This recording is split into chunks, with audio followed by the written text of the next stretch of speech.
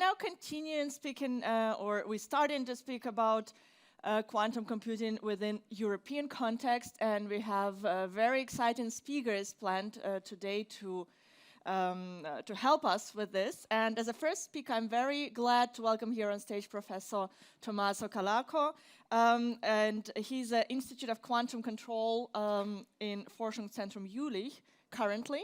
And in 2016, he authored Quantum Manifest, which was, so to say, the beginning of quantum flagship initiative in Europe and the main driver behind it. And Professor Calarco will tell us about what is quantum, what is European quantum ecosystem, and how do we get to it. Welcome on stage. Thank you very much. Thank you for joining, despite of outstanding tiramisu waiting outside. And so let me see if this, yes, no, does it work? No, not really. Can we get the talk on the screen? Well, we are going to get the talk on the screen, and while we are waiting for that, because I pushed, but it doesn't really help much, so it moves my screen, but you cannot see that. I can turn that if you wish, but okay, never mind. So what I am going to tell you, indeed, is what we are doing at European level in order to bring together all the different actors, which means the research, the developers, the producers of quantum technologies, and as well as the users of quantum technologies together to create a really strong European ecosystem. And this started from the European Quantum Flagship, which is sort of dealing with the research side. It started 5 years ago. 10 years program, which was announced to be with 1 billion euros. And we thought it would be 1 billion euros. We were wrong. In the meantime, it's 8 billion, 8.5 actually, and growing. I have a last slide with something which none of you has ever heard yet. And you will also not hear the whole story, but I will put a little teaser about how we are moving forward. In any case, we are 5 years into that, so the ramp-up phase is behind us. And so we can see already, I will show that, what we have done in order to consolidate the scientific excellence that we have in Europe, but also to bring this into innovation and competitiveness for Europe to become really a place, the place to be for quantum technologies worldwide. So here are, of course, you are familiar with that, our 4 application pillars plus the basic science dimension. Actually, I was extremely happy, I don't know if Clemens Ucik is here today, but I was very happy to see that his last sentence, the whole point in his talk where he arrived by speaking about some very practical stuff, was you need basic research and please no hype. So I am the director of the Institute of Quantum Control, but actually what I do for most of my time when I give talks like this is quantum hype control, because what is most dangerous at the moment is really hype, and really having a very realistic expectation management, and also showing what we can actually achieve is extremely important. And this is why I am just copying this slide from the talk that I gave in the beginning of our at our flagship kickoff 5 years ago in Vienna. And the reason I'm putting it here is not just because I'm lazy, but which is of course true, but also because it's extremely important to have set a match between expectations and achievements. And here is the slide that we had 5 years ago with some clear goals that you can see there. I will not go technically in detail into that, but here is the slide instead of the results that we announced last year in the cluster review meeting of the first ramp-up phase of the flagship.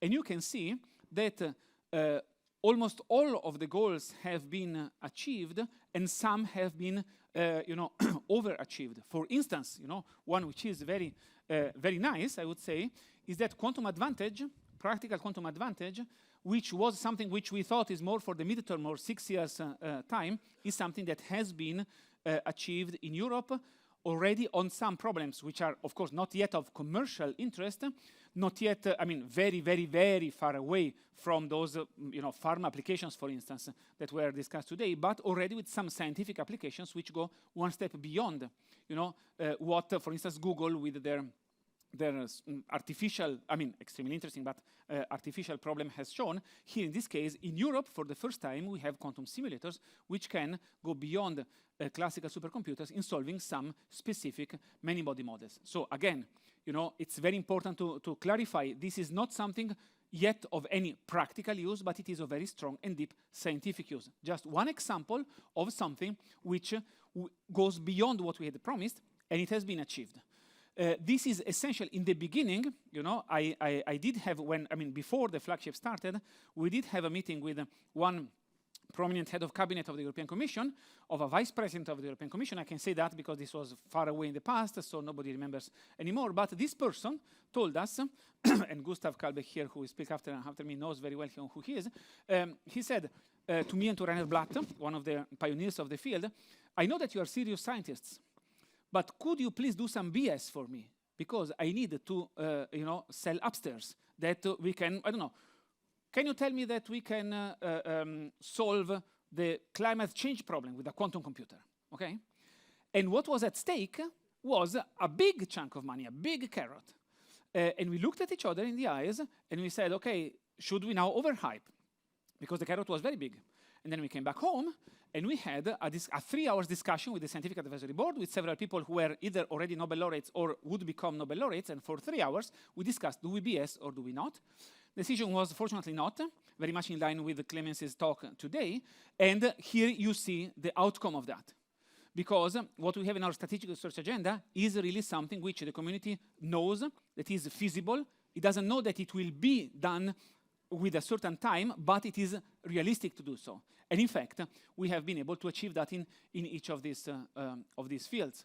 So this leads to the further development, and this is one reason why I am very happy, not only very proud to be able to present these things, but also very happy that industry organizations are strongly engaged in this, because this, of course, starts from the research part, and this is not just the quantum flagship and DG Connect of the European Commission, but also the programs European Research Council and Marie Curie. But then, and this is in Horizon Europe, the framework program for research and innovation of the European Union. But it goes towards this new program, which is Digital Europe, which the Commission has set up, of course, in order to go towards industrialization and infrastructures. And I will have a couple slides about the different infrastructures which we have in place. And again, this was a vision slide a couple of years ago when we first showed it, and now we do have these things in place and more to come. So again, the teaser which will come in with the last slide. So there is one element here which still is tricky, and this is particularly relevant for industries, which is the investment part. So we are working towards creating a quantum fund, or actually, in this case, it's not us, not the scientists, but really the different European institutions working towards creating a European quantum fund in order really to be able to invest almost in a venture capitalist way, or in angel investing style, into startups in order to really bootstrap the quantum ecosystem. This is something which, admittedly, in Europe, we are weakest about.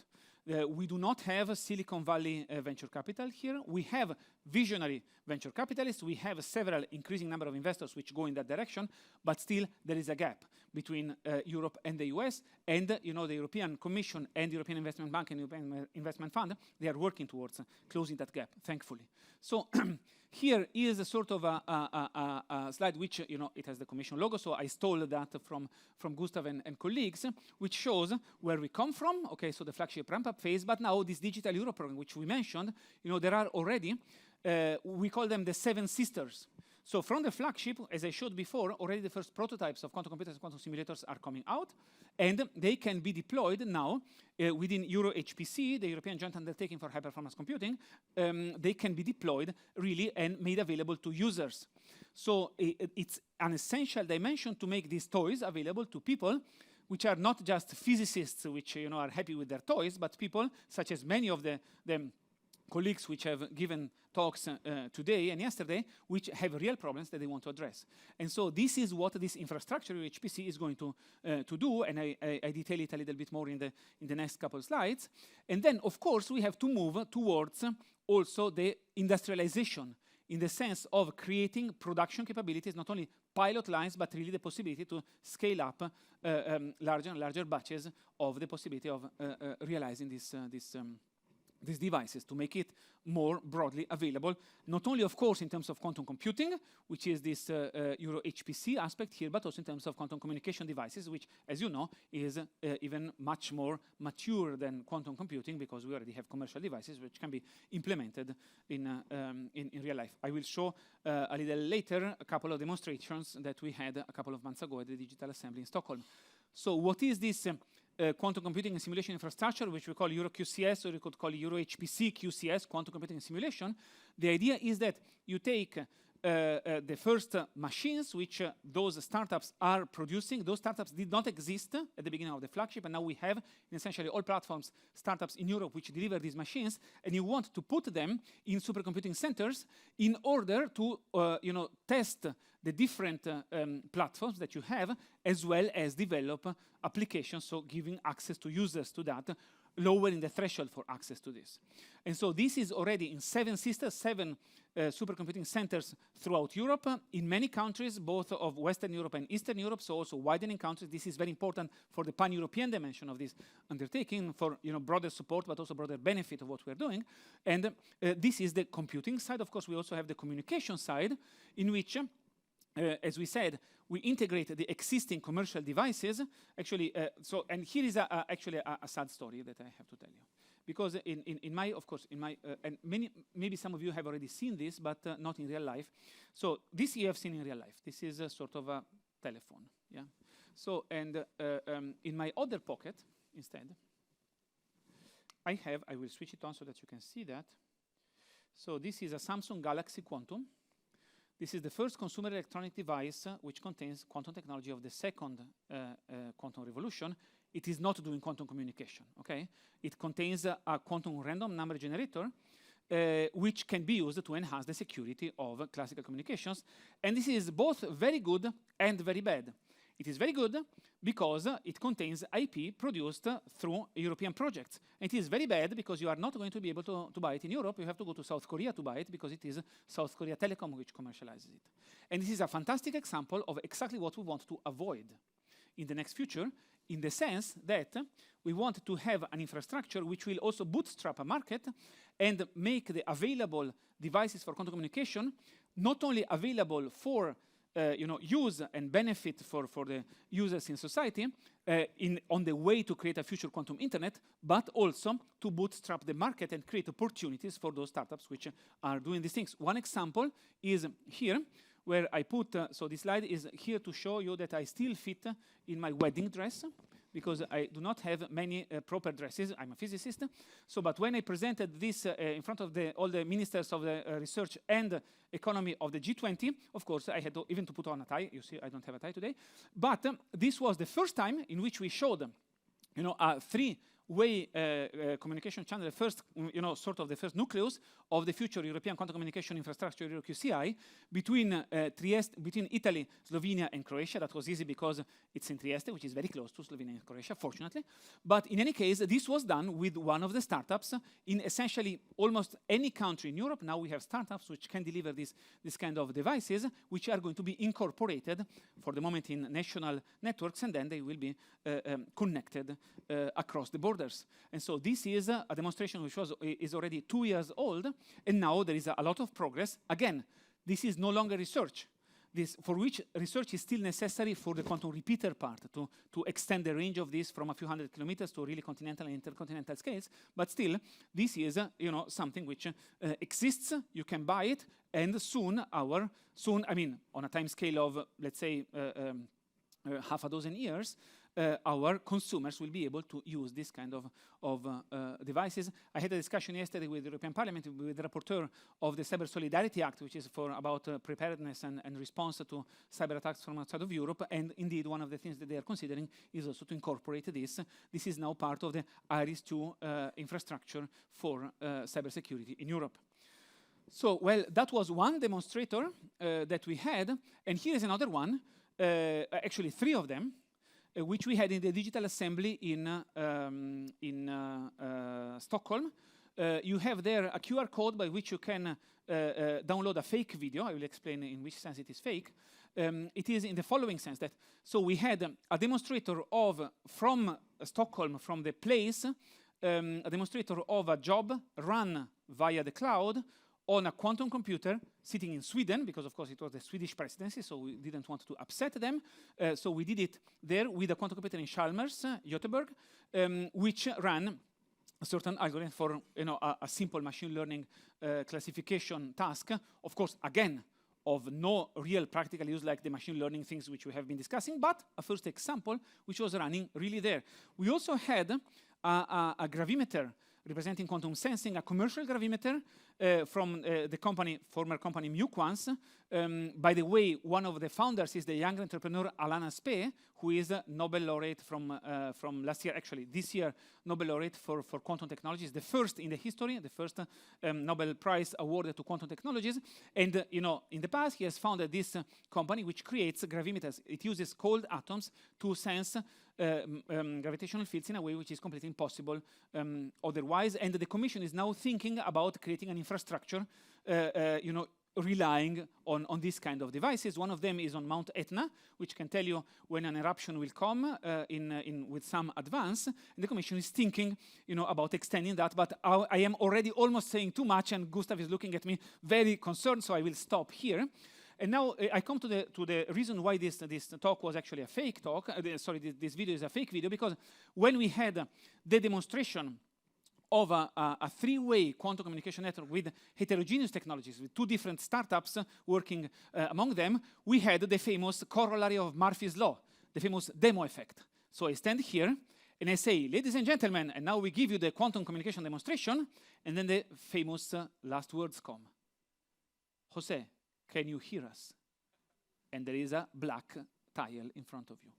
So fortunately, this was not forever. It was just due to the fact that some actually Italian company had sent some no technician, some mathematician who was peacefully relaxing in the audience while the whole thing went down.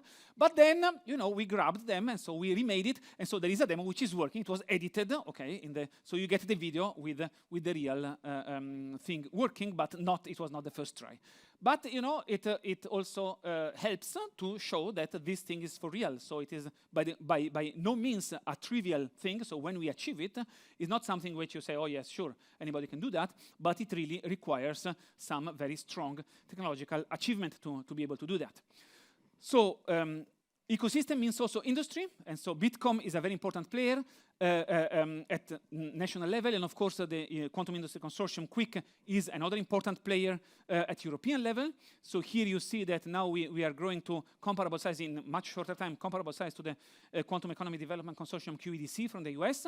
And so this is also very strongly engaging in many countries. You see Germany has the highest density of quantum companies in QUIC, and so this is really something which will be part, together with the other organizations from industry, in creating bigger momentum.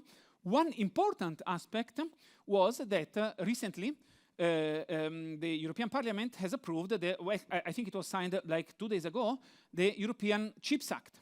And so I went to the rapporteur in the European Parliament with a quantum computer in my hand, so a model of actually a replica of the quantum computer we have in Jülich, the German quantum computer, and European. I put it on his desk and I started my pitch, and he said, "Shut up, just tell me what I have to write in the law." So I thought he must be kidding. And I sent him with some little article text, which with the classical but important function of computer Control-C, Control-V, ended up in actually the legal text. You can see that. So now we have quantum chips, which measures which will be used for realizing quantum technologies and supporting companies in all these different heterogeneous technologies that we have to support production of quantum devices with the design libraries, pilot lines, and also testing and experimentation facilities in order to be able to deliver on the promise of making more production of these devices. All of this is in a strategy which we are preparing at European level, the Strategic Research and Innovation Agenda, which right now, actually in this couple of weeks, is being consolidated after a huge process of input from the whole community. I believe that many of you have also been involved in that. This is going to be, our input from the community towards the European Commission to say, here is where we think is the direction we should be going. And here is the teaser. I'm not allowed to tell anything else, otherwise Gustav will take out his gun and, you know, shoot me down on this stage. But what I can tell you, because it is public, is that Commissioner Breton, a few days ago, announced that there will be soon a big announcement about the future strategy of the European Union, meaning it's not just the flagship. The flagship is ending in 27, but we will go much further on. And this time, the Commission is understanding, and we are very thankful for that, that it's not just the Commission leading the march and then member states somehow trying to adapt or follow, but it is really something which will be done, I don't know how to say that in English, at Augenhöhe, yeah? So really on an equal level, on a peer level, together with member states, with, you know, starting from a core group of member states and then extending it potentially to all the member states of the European Union. But again, I'm almost saying too much, and of course my time is up, so that's perfect for me to stop. Thank you.